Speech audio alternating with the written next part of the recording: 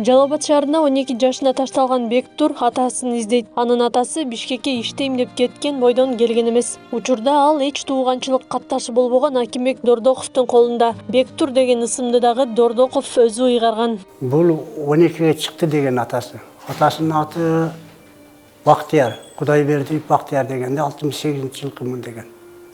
Анын кайерден болосуң деп деле сурап калбап, мына автобекетте иштечкен, электрик болуп.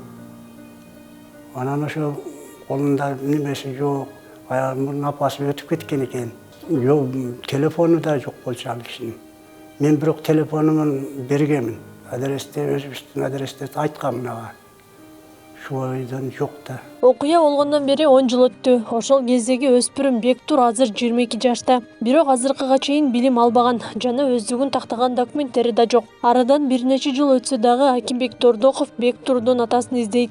Мурда деле окуган эмес экен, ошо 12 жашка чейин. Анан мен баргандан кийин күчтө окутайын десем, өзүм мына отурат, окубайм деп койду. Анан ошойдон окубай калды. Кайсы жылы соцзащитага да келгенмин. Келип ошондо документ ушундай болуп атат, тиги болуп, документ кылып неметели десек, болуптур дештилер. Кийин келгенде эле айтар, менин колубуздан келбейт тиги будунан. Болбогучтур кетип калганда.